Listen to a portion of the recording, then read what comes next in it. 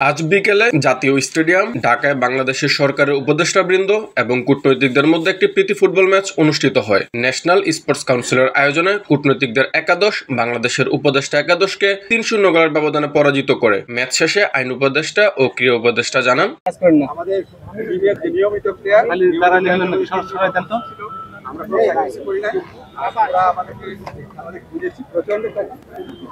Third match হবে ডিসেম্বরে, ইনশাআল্লাহ থার্ড ম্যাচ আমরা জিতবো। আসিফ বলে রাখতাম ডিপ্লোম্যাটদের সাথে আমাদের এই আয়োজনটা অনেকে বলতে পারে যে কেন, এটা হচ্ছে আমাদের কূটনৈতিক সম্পর্ক সুন্দর করা, সরকারের সাথে ডিপ্লোম্যাটদের অফিস ওয়ার্কের বাইরেও, বাইলেটারাল মিটিং এর বাইরেও, বাইলেটারাল এবং এর বাইরেও এটা একটা নিয়মিত শরীরচর্চার জন্য গুরুত্বপূর্ণ। আপনারা জানেন যে আগের ম্যাচ এখানেই হয়েছিল এবং আমরা জিতেছিলাম। এই ম্যাচে আমাদের প্রিপারেশন ভালো ছিল না, আপনারা জানেন এখন কাজের চাপ সব কিছু মিলে, এবং ওরা আগের ম্যাচ হারার কারণে খুবই সিরিয়াসলি এবার খেলতে এসছে। এবার আমেরিকানদেরকে আনেনি কারণ ওরা ফুটবল পারে না, ওরা সকার প্লেয়ার। তো এবার সব ফুটবল খেলুড়ে ইউরোপিয়ানরা আপনারা দেখেছেন খুব ভালো খেলেছে। আমরা আশা করি যে লাস্ট এবং ডিসাইডার ম্যাচ আমরা জিতবো। মাননীয় উপদেষ্টা, আপনার শৈশবের কোনো ফুটবলের স্মৃতি আছে কিনা একটু যদি বলতেন। স্মৃতি তো এখনো হচ্ছে,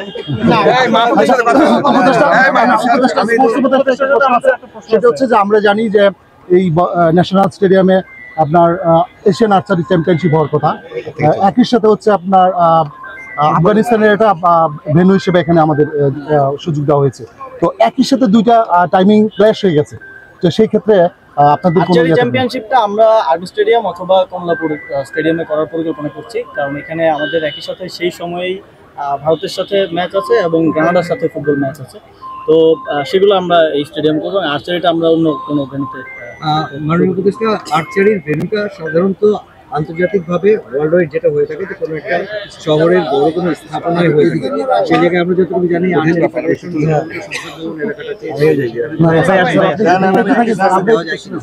আমরা এটা নিয়ে কাজ করছি। আমরা এখনো সম্ভাব্যতা যাচাই করছি যে কোথায় কোথায় করা যেতে পারে, তো সেটা দেখে বেস্ট পসিবল জায়গাটাতে আমরা করার চেষ্টা করবো। যেহেতু এখানে ফুটবল ম্যাচ আছে, যে কারণে আমরা এখানে করতে পারছি না, বলে এটাই বেস্ট প্লেস।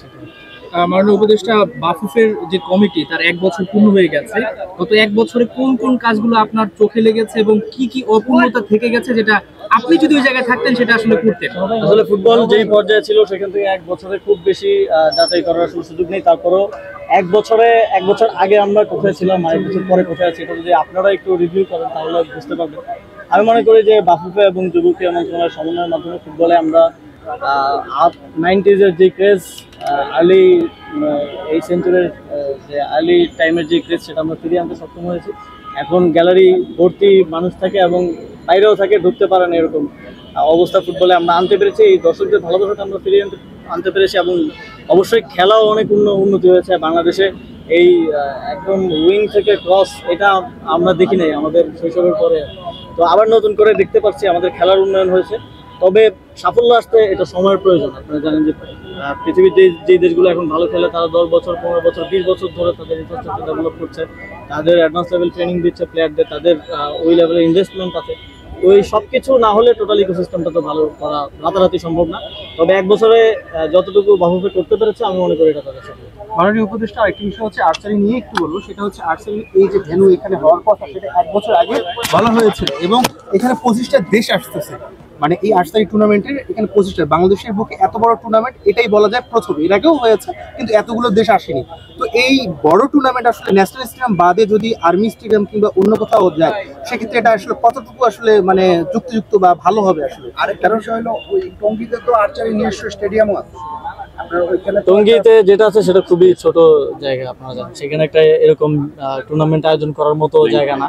তো সেই জায়গা থেকে আপনারা জানেন যে আর্মি স্টেডিয়ামও যথেষ্ট বড় স্টেডিয়াম এবং সেখানেও যথেষ্ট ম্যানেজ করে রাখা হয় স্টেডিয়াম। আর বেস্ট হতো আমি যেটা বললাম এখানেই করাটা, কিন্তু এখানে আমরা পারছি না, কারণ ফুটবল আপনারা জানেন যে আমরা এখন প্রায়োরিটি একেবারে আছে যে ফুটবলের প্রতি, এবং ওই ম্যাচগুলো ইন্ডিয়ার সাথে এবং কানাডার সাথে একই খুব কাছাকাছি সময়ে 2টা match.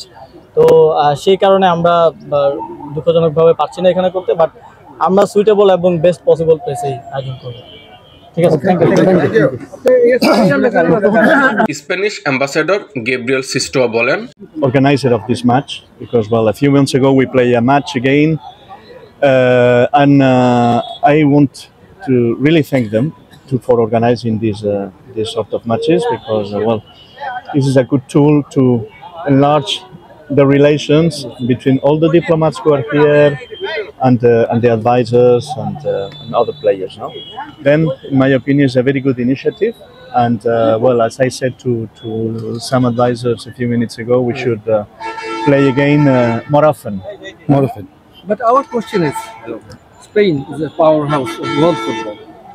How can they contribute towards the development in Bangladesh? Can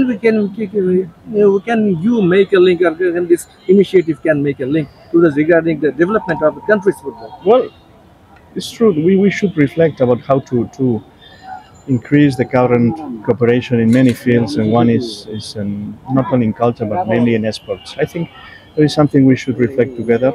How to increase the Spanish presence here or the European presence here. No? I think we should, as I told you, we should reflect how to do that.